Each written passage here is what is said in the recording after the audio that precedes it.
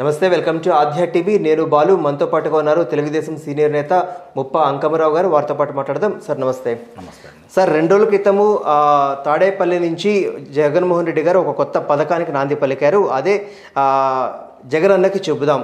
ఒక toll free number 1902 అనే toll free number ఇచ్చి మీ సమస్యలను మాకు చెప్పండి అంటూ, దానికన్నా ముందరే మీ సమస్యలను స్థానికంగా వాలంటీర్ కావచ్చు, గ్రామ వార్డు సచివాలయం సంబంధించినటువంటి వ్యక్తులకు కావచ్చు, లేకపోతే ఎమ్మెల్యే, కలెక్టర్ ఎవరికైనా అక్కడ సమస్య పరిష్కారం కాకపోతే డైరెక్ట్గా నాకే ఇచ్చేయండి, కంప్లైంట్ చేయండి, ఒక వైఎస్ఆర్ నెంబర్ అని చెప్పి ఒక నెంబర్ ఇస్తాము, దాని తర్వాత దాన్ని ట్రాక్ చేసుకోవచ్చు అంటూ కొత్త పథకానికి ఆయన నాంది పలికారు. ఇప్పటికే స్పందన కార్యక్రమం మొదలుపెట్టారు. అది అటర్ ఫ్లాప్ అయింది. గడప గడపకు వైకాపాతో మంత్రులకి, ఎమ్మెల్యేలకి నిరసన సెగ తగిలింది. దీంట్లో కూడా వ్యతిరేకత బాగా కనిపిస్తుంది. దీని గురించి ఏం చెప్తారు మీరు? ఆయన ఏదో కొత్త కార్యక్రమం తీసుకొచ్చి అని చెప్పి అనుకుంటా ఉన్నాడు. 1902 దానికి ఫోన్ చేయండి, మీ సమస్యలు మాకు చెప్పండి, మేము పరిష్కారం చేస్తానే అన్నారు. స్పందన పెట్టారు. స్పందనలో కనీసం కొన్ని లక్షల సమస్యలు వాళ్ళ దృష్టికి వచ్చినాయి, పరిష్కారం చేయలేదు. ఇప్పుడు వాళ్ళ దృష్టికి వచ్చిన సమస్యలు వాళ్ళు ఇప్పుడు ఎందుకు పెట్టారు అంటే, మీరు అడిగిన ప్రశ్నలోనే సమాధానం కూడా ఉంది. వాళ్ళు ఎందుకు పెట్టారు అనుకుంటే, మీది వివాదాల్లో ఒక 10 ఎకరాల భూమి ఉంది, నాది వివాదాల్లో ఇళ్ల స్థలం ఉంది, దీన్ని మాకు పరిష్కారం చెయ్యండి అని గనక ఈ కార్యక్రమం 1902లో గనక మనం గనక కోరితే, కంప్లైంట్ రైజ్ చేస్తే అది పరిష్కారం అవుతుందో లేదో నాకైతే తెలియదు, కానీ నాయకుల చేతిలోకి వెళ్ళిపోతాయి. వివాదాల్లో ఉన్న భూములు కావచ్చు, వివాదాల్లో ఉన్న స్థలాలు కావచ్చు, ఇవాళ ఉన్న ఆ నాయకులకి వాళ్ళకి లబ్ధి చేకూర్చడం కోసం ఎవరన్నా తెలియకుండా అమాయకంగా, అంటే ప్రజలందరికీ విన్నవించుకుంటున్నాను, దయచేసి మీ సమస్యలు ఈ 1902కి మాత్రం మీరు చెప్పొద్దు అని చెప్పని నేను మనం చేసుకుంటా ఉన్నాను. ఎందుకంటే అతను సమస్యకి ఇంకా కాంప్లికేషన్ ఉండదు కదా, మొత్తం వాళ్ళ చేతికి వెళ్ళిపోతుంది కదా. వెళ్ళిపోతుంది. ఇప్పుడు జరుగుతుంది కూడా. ఇప్పుడు ఉందో లేదో సర్వే చేస్తున్నారండి. భూములు రీసర్వే అని చెప్పని పెట్టారు. ఎప్పుడో బ్రిటిష్ కాలం నాడు జరిగింది, మళ్ళీ దాన్ని మేము ఉద్ధరిస్తామని చెప్పని. ఇప్పుడు కొన్ని ప్రాంతాల్లో సమస్యలు ఉండొచ్చు, కొన్ని ప్రాంతాల్లో సమస్యలు ఏదో చిన్న చిన్నవి తప్ప సమస్యలు ఉండవు. ఏదో 2 సెంట్లు పక్క పొలం వాళ్ళు ఆక్రమించుకున్నారనో ఇట్లాంటి ఏదైనా ఉంటే ఉండొచ్చు. లేదా ఆ రోజుల్లో ఉన్న మున్సిపల్ కారణాలను అడ్డం పెట్టుకొని కొంతమంది రాజకీయంగా పలుకుబడి ఉండాళ్ళు కొన్ని జరిగితే జరిగి ఉండొచ్చు, జరిగినవి కూడా నా దృష్టిలో కూడా ఉన్నాయి, కొన్ని జరిగినవి కూడా, అది కాదనలేని వాస్తవం. మామూలుగా ఏమనుకున్నారంటే, ఈయన ఇది సర్వే తీసుకొచ్చాడు, అందరికి ఉపయోగం, రేపు మన పొలాలు మనకు అవుతుంది అనుకుంటున్నారు. ఈరోజు అక్కడికి వెళ్తే నా పొలం ఇక్కడ ఉంది అంటే ఒక నెంబర్లో నా పొలం ఉంది, ఆ పక్క నెంబర్లో అతనికి కొంత భూమి ఉంటుంది, అవతల ఇంకో 2 దాంట్లో ఉంటాయి. ఇక్కడ ఏం జరుగుతుందంటే, ఈ 4 సంబంధించి ఒకే నెంబర్ కాకుండా వేరు నెంబర్లో ఉన్నప్పుడు పక్కనే ఉండాళ్ళలో ఇతనికి ఒక 25 సెంట్లు తగ్గుతూ ఉంది. కానీ మధ్యలో ఇద్దరికి వదిలేసి అవతల ఆయనకి 25 సెంట్లు పెరిగింది. అది పట్టుకోరంట. అవి తీసుకుని వీళ్ళకి ఎవరు, వీళ్ళు తీసుకుని యువతరాలు జరపరంట. ఈ పక్కన అదే నెంబర్లో ఉంటే మాత్రమే ఇస్తారంట. అంటే ఇంక మీరు సర్వే దేనికి చేస్తున్నట్టు? ఆ మిగులు భూమి ఎవరిది అంటే రేపు పొద్దున దేవుడిది, ప్రభుత్వం కింద తీసుకోవడం, దాని లోకల్ నాయకులు. అట్లాగే కొంతమంది లోకల్ నాయకులు, ఈ మధ్య నాకు తెలిసిన ఒక ఆయనకి 1 ఎకరం భూమి పెంచొచ్చింది. అంటే వాళ్ళ దానికి వాళ్ళు చెప్పింది ఏంటంటే, ఆ లోకల్ నాయకుడు, నేను నీకు రాపిస్తాను, పట్టా ఇప్పిస్తాను, మాకు దాంట్లో 6 ఎకరానికి డబ్బులు ఇవ్వమంటున్నారు. ఈ విధమైన బేరసారాలు చేసుకోవడానికి జరుగుతుందని చెప్పి నేను భావిస్తాను. అంటే ఎవరు ఫోన్ చేయాలి, ఎవరు ఫోన్ చేస్తే ఎవరు రెస్పాండ్ అవుతారు, ఏ సమస్య గురించి అని అడుగుతారు ఇప్పుడు? ఎందుకంటే ఇప్పటికే ఒక్క నిమిషం, రాష్ట్రంలో మనకి ఇప్పటికే రియంబర్స్మెంట్ కింద డబ్బులు రాలేదు, చాలా మంది ఆ సర్టిఫికేట్లు రాక, ఉద్యోగాలు వచ్చే సర్టిఫికేట్ రాక చాలా మంది ఇబ్బంది పడుతున్నారు. సో వాళ్ళు ఎవరికి ఫోన్ చేయాలి? ఇట్లాంటి సమస్యలు చాలా ఉన్నాయి. ఏ సమస్యకైనా పరిష్కారం తెలుపుతారు వాళ్ళు? ఇప్పుడు అన్ని సమస్యలకి పరిష్కారం చేసేవాళ్ళు వాలంటీర్లు అన్నారు, అవును, సచివాలయ సంస్థ అన్నారు. ఇప్పుడు వాళ్ళు గ్రామాల్లోనే ఉంటున్నారు, అవును, వాళ్ళు నగరాల్లోనే ఉంటున్నారు.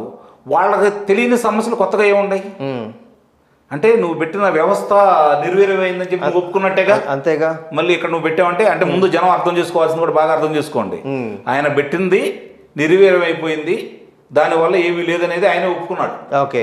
ఇప్పుడు మంత్రులతోటి మాట్లాడటం కావచ్చు, శాసనసభ్యులతో మాట్లాడటం కావచ్చు, లేకపోతే నాయకులతో మాట్లాడటానికే ఆయనకు సమయం లేదు. అవును.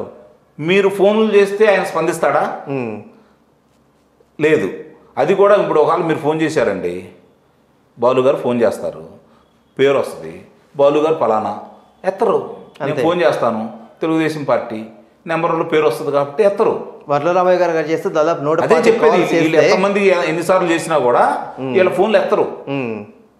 వేరే వాళ్ళు ఫోన్లు ఎత్తారనుకోండి, వేరే వాళ్ళని చేస్తే ఆ సమస్యలు ఏదన్నా దాంట్లో విభేదాలు ఉన్నా పరిష్కారం కానీ గొడవలు ఏదన్నా ఉంటే దాన్ని వాళ్ళు వాళ్ళ సొంతానికి వాడుకొని పరిష్కారం చేసుకున్నట్టు చూపించేసి వాళ్ళు లబ్ధి పొందడం కోసం మాత్రమే ఈ ప్రయత్నాలని చెప్పని నిస్సందేహంగా జనం కూడా అర్థం చేసుకోవాలి. మరో పక్కన తీసుకున్నట్లయితే out of the box question ఏంటంటే, ఇప్పటికీ యువగళం పేరుతో నారా లోకేష్ పాదయాత్ర చేస్తున్నప్పుడు ఈ ప్రభుత్వానికి ఇచ్చేటువంటి కంప్లైంట్స్ కన్నా కూడాను ఆయన దగ్గరికి ఎక్కువ కంప్లైంట్స్ వస్తున్నట్టుగా మనం చూస్తున్నాం. ఆయన నోట్ చేసుకున్నటువంటి సమస్యలు చాలా అధికంగా చూస్తున్నాం.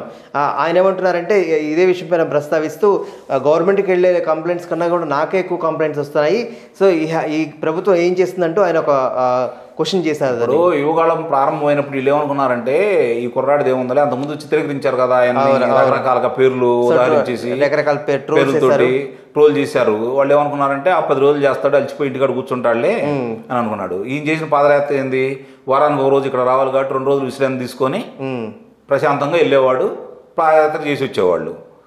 ఇప్పుడు ఈయన కూడా అట్లానే మళ్ళీ ఎన్నాళ్ళు చేస్తాడులే, ఎవరు వస్తారులే జనం, చంద్రబాబు నాయుడు గారు అబ్బాయిగా ఏదో ఆదరించారు కానీ ఈయన పాదయాత్ర చేస్తుంటే ఎవరు వస్తారులే అనుకున్నారు. ఈరోజు నాయుడు గారు అబ్బాయి నాయకుడిగా ఎదిగాడు. ఫస్ట్ ఇది గుర్తుంచుకోవాలి. చాలా చాలా గొప్పగా పరిణితి చెంది అక్కడికక్కడ సమస్యల్ని ఏళ్ళలాగా కనీసం ఇచ్చింది చదవటం రాదు ఈయనకి, ఎన్నో తప్పులు వస్తూ ఉంటాయి. ఈ రోజు చాలా స్పష్టంగా తెలుగులో మీరు అడిగితే ఆ సమస్యకి పరిష్కారం చెబుతున్నాడు, మేము వస్తే ఏం చేస్తామో చెబుతున్నాడు. అవును, ఇది ఫస్ట్ అర్థం చేసుకోవాలి.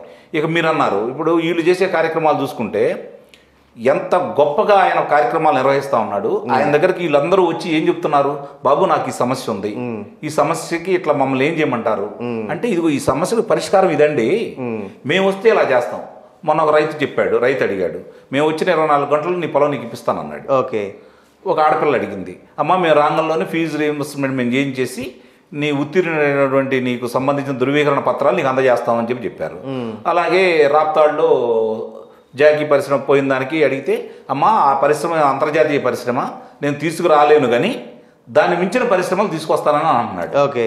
అంటే అది నాయకుడి లక్షణం, పనిచేసేవాడి లక్షణం, మగాడి లక్షణం. అవి 3 ఈరోజు స్పష్టంగా లోకేష్ గారిలో కనిపిస్తున్నాయి. మనకి భవిష్యత్తు ఒక నాయకుడు ఈరోజు మళ్ళీ ఉద్భవించాడు.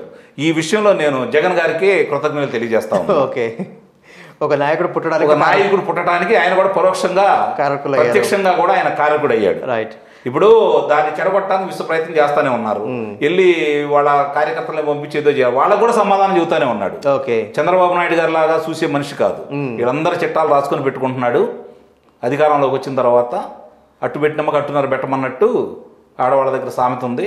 దాన్ని పరిపూర్ణంగా ఆయన నిర్వహిస్తాడు, చట్టబద్ధంగా, ఏళ్ళలాగా అక్రమాలతో కాదు, చట్టబద్ధంగా.